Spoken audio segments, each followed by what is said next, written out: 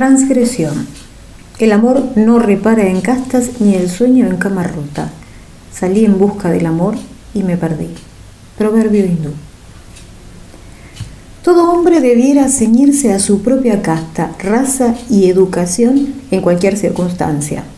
Que vaya el blanco con el blanco y el negro con el negro. En tal caso, cualquier problema que pueda presentarse estará dentro del curso ordinario de las cosas. No será repentino, ni ajeno, ni inesperado. Esta es la historia de un hombre que deliberadamente traspasó los límites seguros de la vida decente en sociedad y lo pagó muy caro. En primer lugar, sabía demasiado y en segundo lugar, vio más de la cuenta.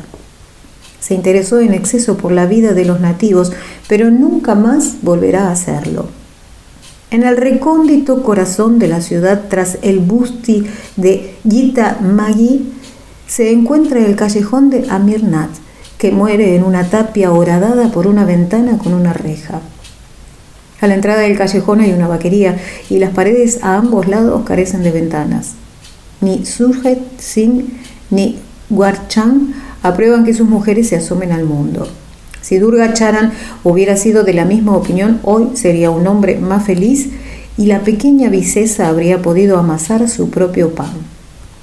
Daba la habitación de Vicesa a través de la ventana enrejada al angosto y oscuro callejón donde jamás entraba el sol y las búfalas se revolcaban en el lodo azul. Era una joven viuda de unos 15 años. Y día y noche suplicaba a los dioses que le enviaran un nuevo amante, pues no le gustaba vivir sola. Cierto día, el hombre, Trejago se llamaba, se adentró en el callejón de Amir Nath mientras deambulaba sin rumbo y tras pasar junto a las búfalas tropezó con un gran montón de forraje. Vio entonces que el callejón no tenía salida y oyó una risita ahogada tras la ventana enrejada. Era una risa muy agradable y sabedor de que las 1001 noches son una buena guía en cualquier situación práctica, Trejago se acercó a la ventana y susurró ese verso de la canción de amor de Hardial que empieza así. ¿Puede un hombre mantenerse erguido frente al sol desnudo o un amante en presencia de su amada? Si mis pies flaquearan, ay, alma de mi alma, ¿se me puede culpar, pues me ha cegado el resplandor de tu belleza? Sonó tras las rejas el leve tintineo de unas pulseras de mujer y una vocecilla continuó la canción en su quinto verso. Ay de mí, ¿puede decir la luna al loto de su amor si la puerta del cielo está cerrada y si se concentran nubes para gestar la lluvia? Hacia el norte se han llevado a mi amada los caballos de carga. Los grilletes que ciñen esos pies los llevo puestos en mi corazón. Avisa a los arqueros que se apresten. La voz se detuvo bruscamente y Trejago salió del callejón preguntándose quién podría haber concluido la canción de amor de Hardial con tanta habilidad. A la mañana siguiente, cuando iba camino de su oficina, una anciana arrojó un paquete en su coche de caballos. El paquete contenía la mitad de un brazalete de cristal roto, una flor de dac roja como la sangre, un pellizco de husa o forraje y 11 semillas de cardamomo. Era una carta, no una carta comprometedora y torpe, sino una inocente y críptica misiva de amor. Trejago sabía mucho de estas cosas, como ya se ha mencionado. Ningún inglés sería capaz de traducir estas cartas objeto, pero Trejago esparció las menudencias sobre la tapa de su escritorio y se dispuso a desentrañar su significado.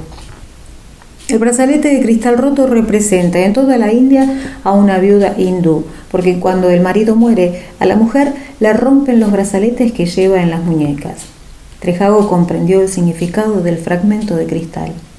La flor de dac puede significar deseo, ven, escribe o peligro, según el resto de los objetos que la acompañen.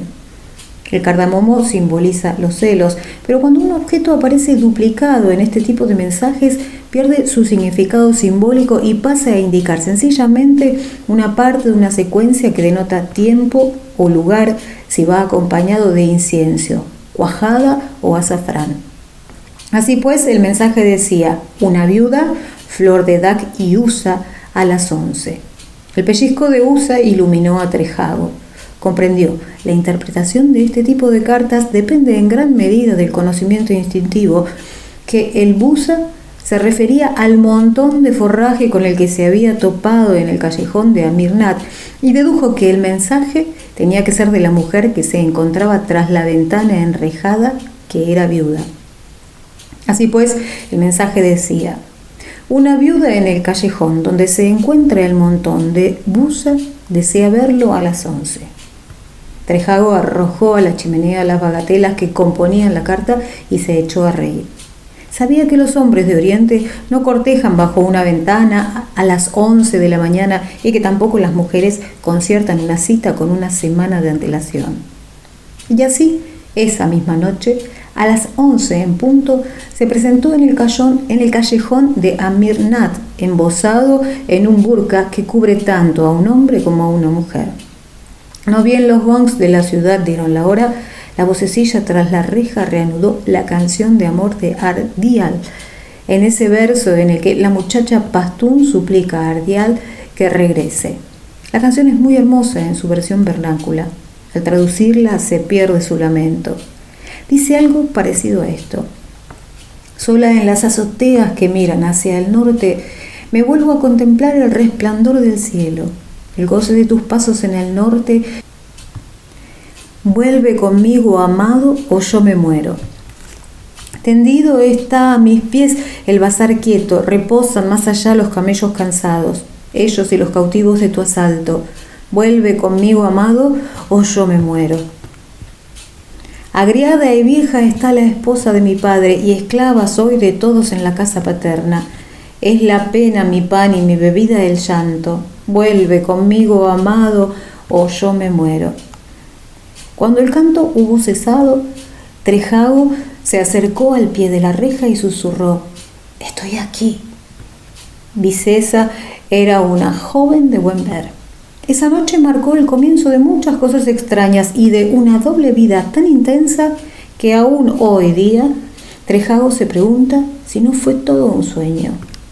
Vicesa, o acaso la anciana criada que le lanzó la carta, había desprendido la pesada reja de la pared de ladrillo, de tal suerte que la ventana se deslizó hacia adentro, dejando apenas un hueco cuadrado por el que un hombre ágil podía colarse. De día, Trejago cumplía con su rutina laboral o se ponía su ropa de calle y visitaba a las damas del puesto, preguntándose si seguirían recibiéndolo si supiesen de la existencia de la pobre Vicesa. De noche, cuando toda la ciudad se hallaba en calma, daba su paseo envuelto en el burka maloliente, cruzaba el barrio de Itamegui y torcía deprisa en el callejón de Amir Nat, entre el ganado dormido y las paredes ciegas, para llegar al fin junto a Vicesa y la respiración profunda y regular de la anciana que dormía al otro lado de la puerta del austero cuartucho de Durga Charan había asignado a la hija de su hermana. ¿Quién o qué era Durga Charan? Es algo que Trejago nunca preguntó, y tampoco se le ocurrió preguntarse cómo no fue descubierto y degollado hasta que su locura hubo concluido. Y Vicesa, pero de eso hablaremos más adelante. Vicesa era para Trejago una inagotable fuente de delicias. Era ignorante como un pajarillo, y sus distorsionadas versiones de los rumores que llegaban hasta su habitación desde el mundo exterior divertían a Trejago casi tanto como sus cesantes intentos de pronunciar su nombre. Christopher.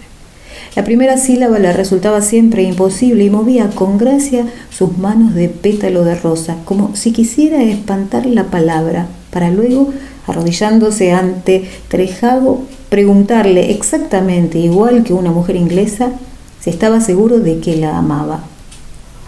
Trejago le juraba que la amaba más que a nada en el mundo. Y era cierto. Transcurrido un mes desde que se iniciara esta locura, las exigencias de su otra vida obligaron a Trejago a mostrarse especialmente atento con cierta dama a la que conocía. Pueden ustedes dar por sentado que un hecho de esta naturaleza no solo es advertido y comentado por los hombres de la propia raza, sino también por 150 nativos. Trejago debía pasear con la dama en cuestión, conversar con ella junto al kiosco de los músicos y de vez en cuando llevarla en su coche de caballos sin imaginar siquiera por un instante que esto pudiera afectar a su vida clandestina, mucho más preciada para él. Pero las noticias corrieron de boca en boca, como misteriosamente suele suceder, hasta llegar a oídos de la dueña de Vicesa, quien al punto habló con esta. Tan trastornada estaba la chiquilla que descuidó sus quehaceres domésticos y por ello recibió una buena paliza de la esposa de Durga Charan. Una semana más tarde, Vicesa le recriminó a Trejago sus devaneos. No sabía de sutilezas y se expresó sin ambages. Trejago se echó a reír y Vicesa a patalear con los pies, unos piececitos ligeros como caléndulas que cabían en la palma de la mano de un hombre.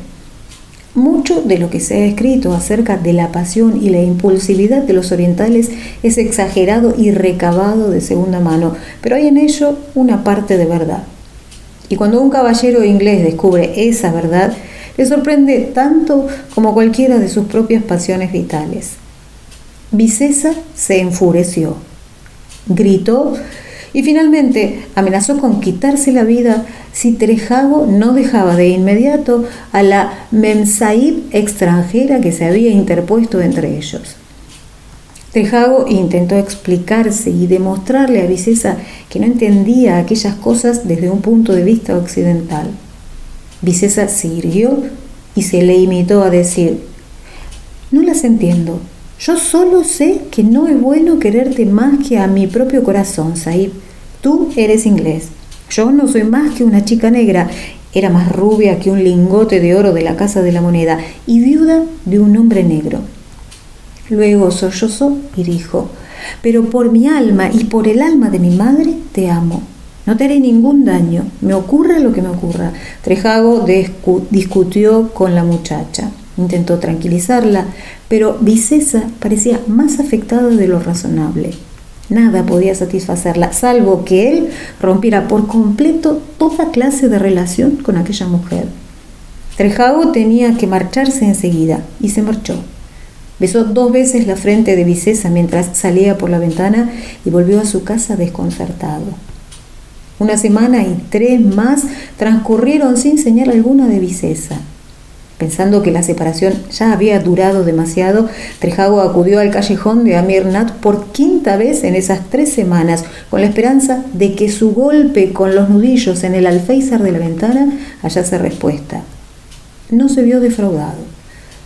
Había luna creciente y un rayo de luz entraba en el callejón iluminando la reja que se retiró nada más llamar Trejago.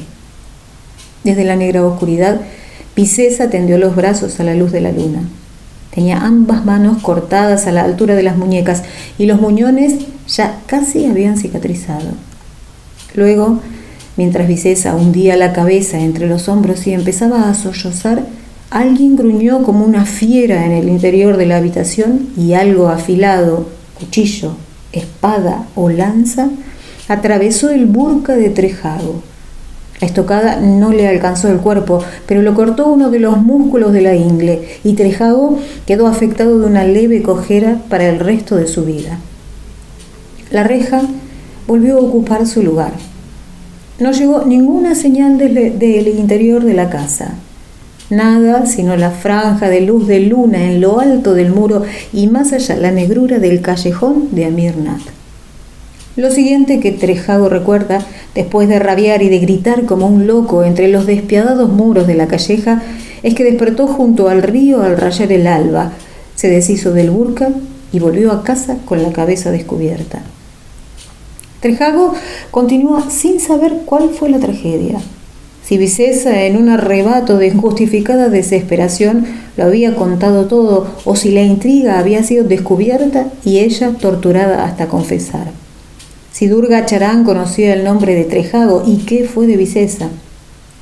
Algo terrible había sucedido, y el pensamiento de lo que pudo ser aún asalta a Trejago de cuando en cuando en plena noche y lo desvela hasta el amanecer. Un curioso detalle del caso es que Trejago desconoce dónde se encuentra la entrada principal de la casa de Durga Charan. Tal vez en un patio común a 2 o más casas, o quizá tras alguna de las puertas del buste de Gita Meghi. Trejago lo ignora. Ya no puede volver junto a Vicesa, la pobre y pequeña Vicesa.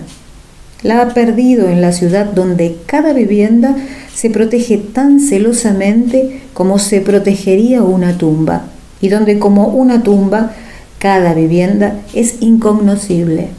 Y la ventana con su reja que da al callejón de Amirnath ha sido tapiada.